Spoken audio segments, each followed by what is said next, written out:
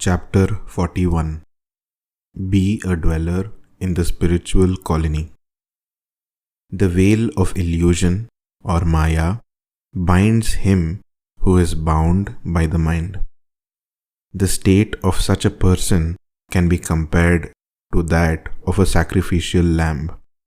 And this lamb is fed well, fattened, taken good care of, only to be ultimately sacrificed.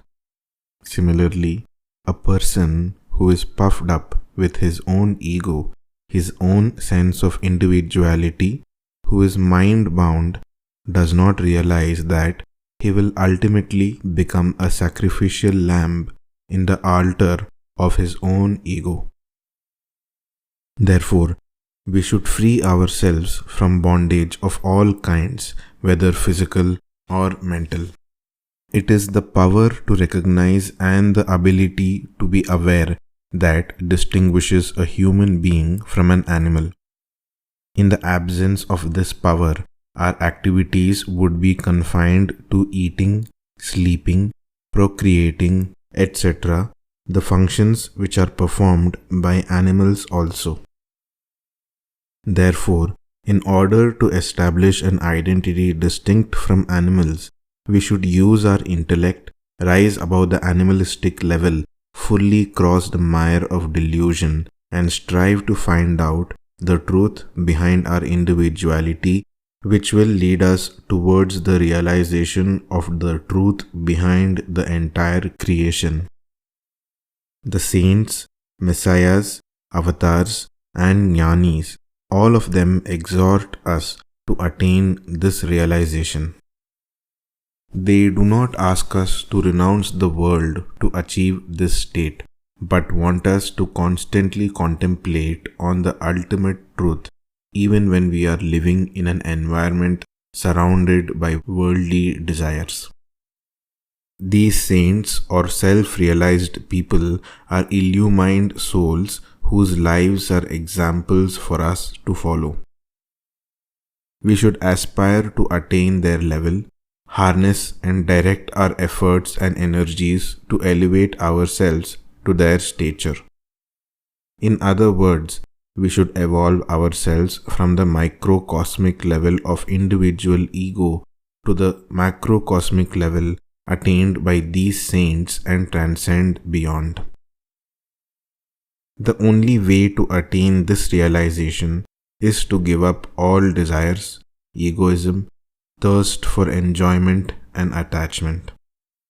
In this state, we overcome delusion and attain bliss. It is easier to let go of all these rather than to hold on to them.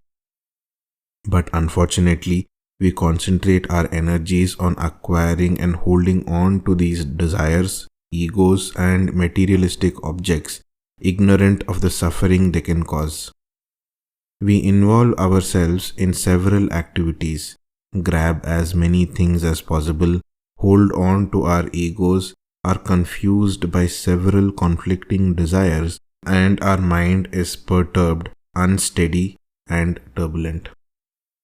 As a consequence of this, we undergo a lot of pain and suffering without realizing that the solution to get rid of the pain and suffering lies in our own hands.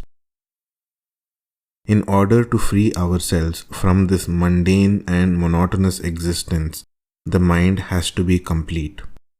The mind will be complete only when we know what the mind is. The mind holds the world, the concept of God, and a bundle of thoughts. If the mind can hold all these, we can also exercise control over or hold the mind and be beyond it. With the attainment of placidity of mind, all our sorrows will come to an end. The intellect of such a person of tranquil mind becomes firmly established in spirituality. To this person, the entire world becomes a play. He remains as a mere witness to it or a spectator. He considers this world as a sport and treats victory and defeat, gain and loss pleasure and pain alike. In the spiritual world, the more one loses, the more he wins. In the material world, however, the reverse is true. The more one gains, the more he loses. Therefore, we should try to become the inhabitants of the spiritual world where we cannot lose anything, either literally or practically.